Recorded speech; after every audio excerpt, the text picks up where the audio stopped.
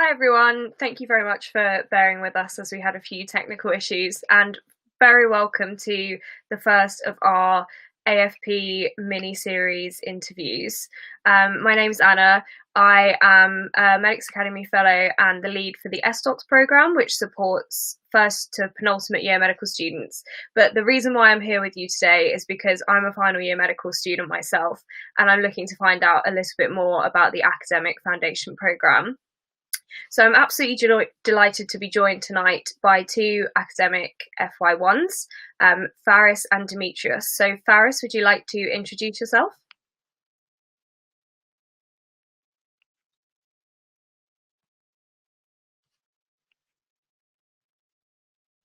So I think Faris might be having a few technical issues. Dimitri, would you like to introduce yourself if you can hear me? Oh, can you hear me all right? Yeah, we can hear you. Oh, hi. My name is Demetrios Karponis, and I am an academic junior doctor. I started this year, so I'm an F1 in Oxford. I graduated from Imperial College, 6-year program, did a BSc in pharmacology, and many reasons to apply for an AFP. And I cannot see many reasons not to apply for an AFP, but I'm getting ahead of myself, so we'll go through all of that in a minute. That's great. Well, thank you very much for joining us. It looks like Faris is still having a few technical issues. Hopefully he'll be able to join us very shortly. But we'll go back to you, Dimitri. So what we're talking about today, just very briefly, is why you chose to do the academic foundation programme instead of the kind of standard foundation programme. So yeah, it'd be great to hear from you a little bit about what made you choose the academic programme.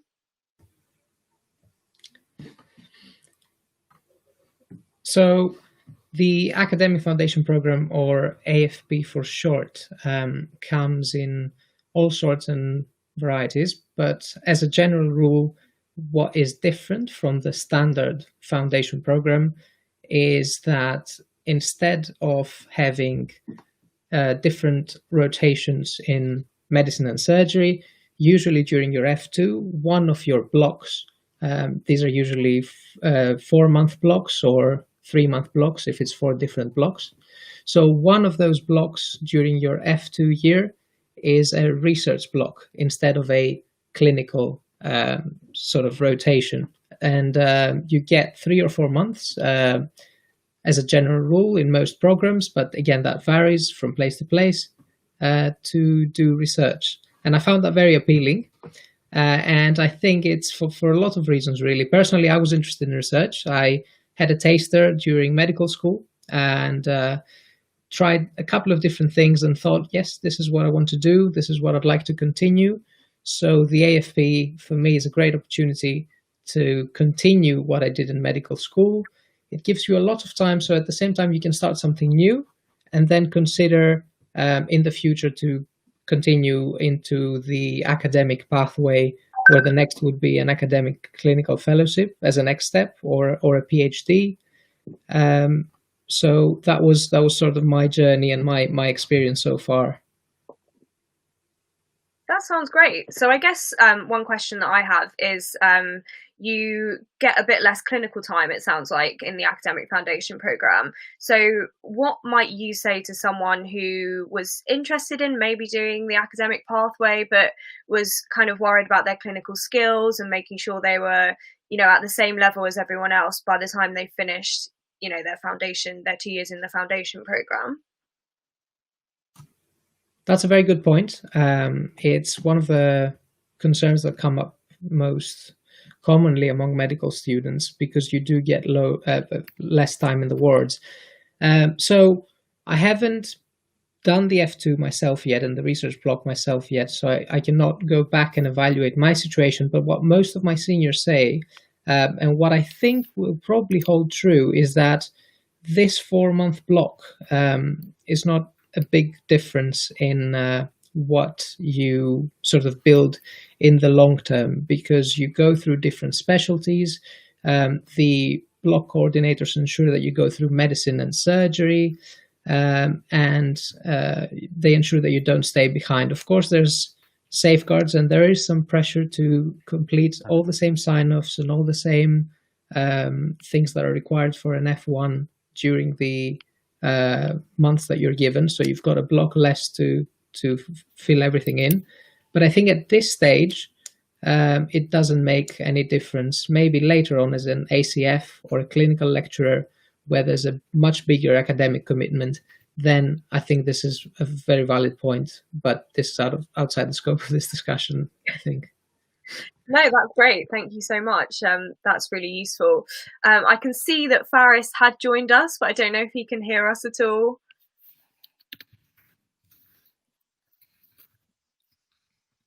No, he doesn't.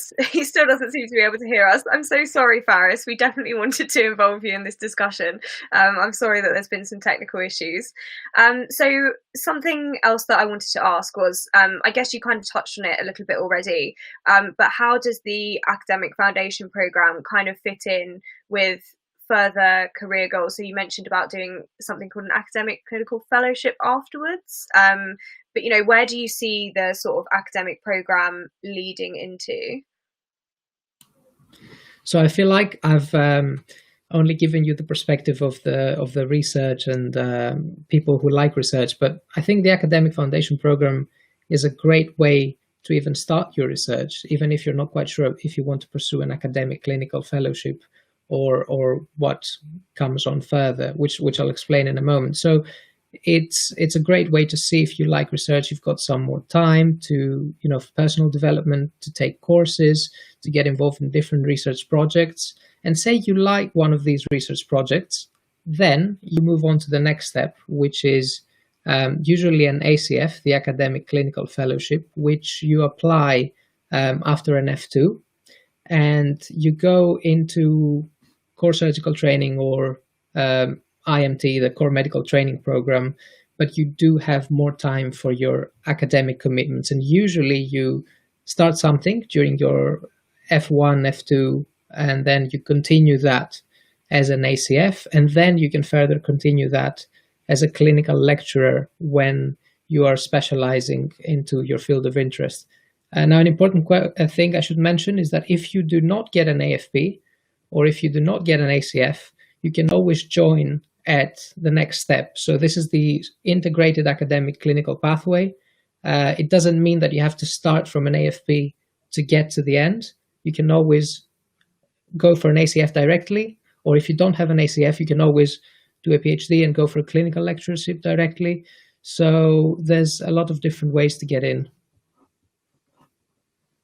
That's great. Thank you so much. So when I was thinking about what I wanted to ask you during this discussion, obviously the title of this particular sort of mini interview is why the AFP, but I was kind of thinking, why not the AFP? Like, what might be the things that would stop people from applying for the AFP? Because obviously not everyone does.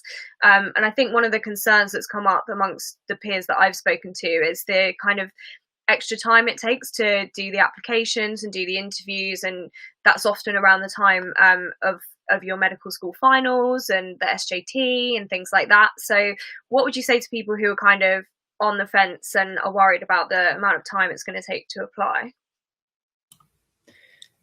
Yeah, definitely another good point. I was considering that myself. So I think it depends. It depends on your motivations and on what you have to lose. And I honestly think there is nothing to lose if you go for it. And if you don't go for it, the AFP won't come to you by itself. So I think you should go for it. And worst case scenario, you get some experience through the application process. Now, it is very valid that you do spend some time going through white space questions and preparing for interviews. But I think it acts as an extra safeguard. Say you really want to be in a competitive deanery like London, and you only have the SJT to count on, which is a very random test, and you cannot really prepare for that. A lot of it is on the day performance as well. So an AFP gives you sort of a second chance to be in the area you want to be. Plus, think of it as building something for the future. So the white space questions that you're going to do require a lot of digging in your CV, what you've done before, what kind of person you are. So you realize all those things that you've done before, you collect them, and that helps you because as an F1 and later in your career, you'll need a portfolio. So you need to have these things grouped up. And of course, the interviews, when you get an interview, a great preparation for ST1 or ST3 interviews that come later on. So I wouldn't think of it as time lost.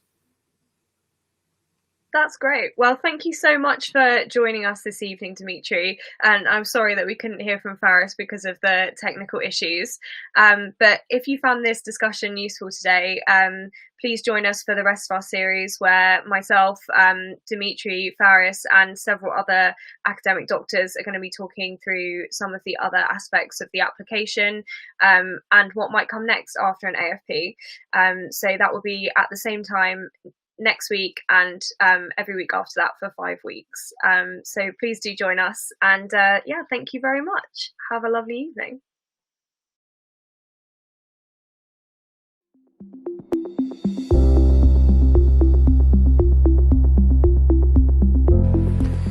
Hi, so my name's Zaid. I am an F1 in West London and I just completed the Medics.Academy training in teaching day 3 course. I think it's structured in a really nice way with a lot of resources. You can permanently access. The course isn't over after 3 days. You've got a ton of online content that you can always revisit, and I think that is fantastic. I thought it was a great way to learn through having a full day at the start and then 2 later days of self-study. It really allowed for flexibility and allowed us to fully engage in the course. It also made me feel better prepared to deliver teaching remotely or digitally. It's really interactive. There's a lot of small group feedback session, exchanging ideas and learning people's perspective.